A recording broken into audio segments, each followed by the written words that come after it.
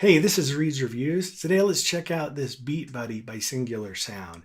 This is a pretty cool drum machine pedal. It's pretty simple. There's not a lot of knobs and settings that you can make on it. Another thing to note is that you can't actually program your custom drum beats.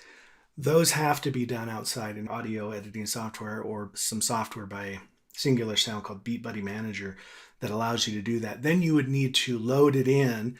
There's an SD card in the back that you would pull out, load that in, make the beats, put it back on the card, and then insert the card obviously back into here. One thing to note is the BeatBuddy will not work without the SD card because the SD card has all of the information on it that is needed to play these drum kits and the various genres and beats. So the purpose of this review is to really kind of give you an exposure to the pedal, let you know if maybe it's right for you.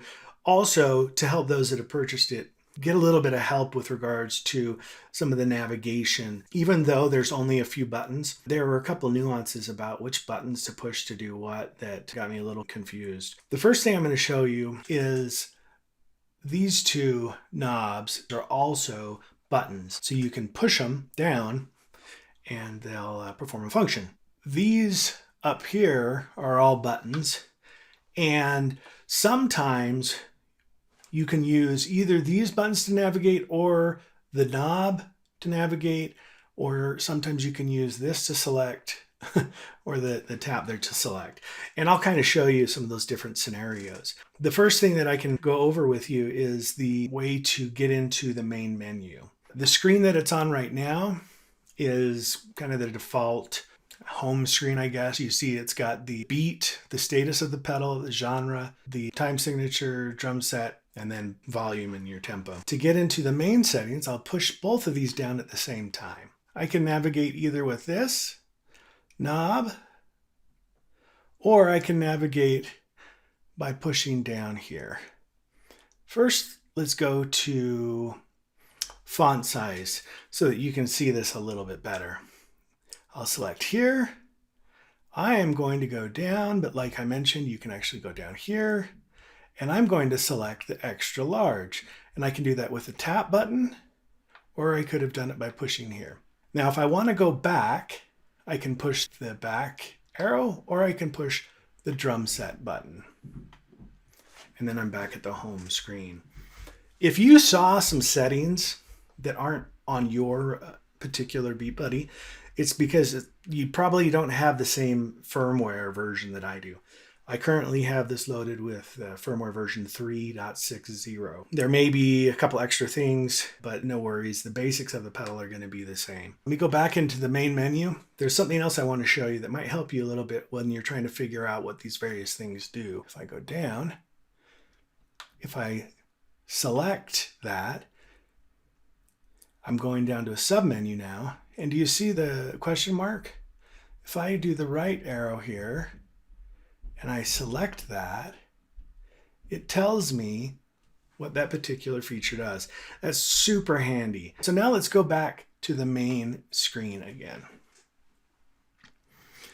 The way this pedal is organized is it has a drum set setting that you can see right there. It's kind of like the first thing that you need to set. And then you select a genre or style of music, and then you would go ahead and select the beats. Now the beats have the time signatures pre-programmed into them. You can't change that. You can change the tempo though. You can either do a tap tempo by clicking that button, or you can move this back and forth to change the tempo of any of the beats that you select. Now, to select a drum kit, I do push the button. Obviously, it says drum set.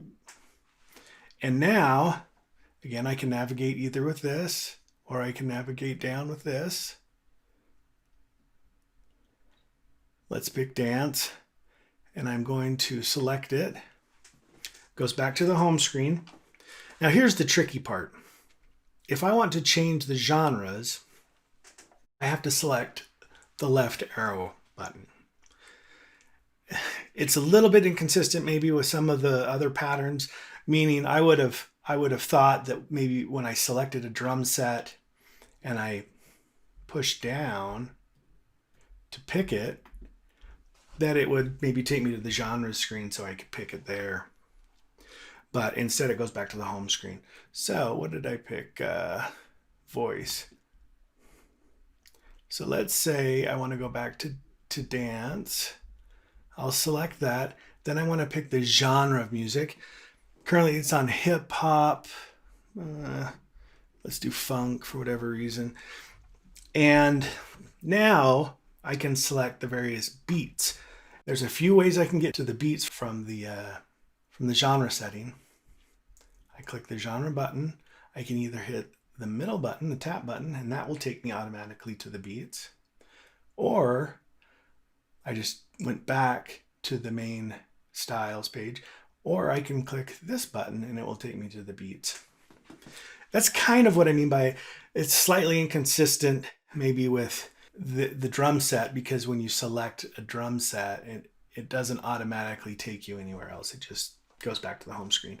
Whereas the genre screen, when I make a selection here, it will automatically go to the beats. Now I can scroll down through the beats here or with this, and I can pick one. So there you go. When I pick it, it goes back to the home screen and it summarizes what I've got currently loaded. So now let's go over the foot switch and how to manage the sounds with it. If I want to start playing what I have currently loaded, I'll just click once. It will do an intro, and then it will go into the part one. And then if like you have a chorus, you can go into the next part.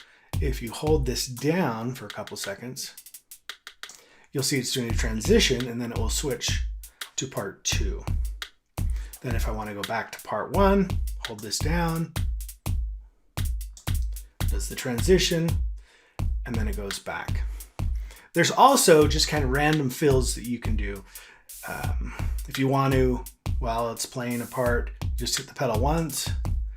You'll see that it's got fill 1 of 3. So if I hit it again, it will go to the next fill 2 of 3.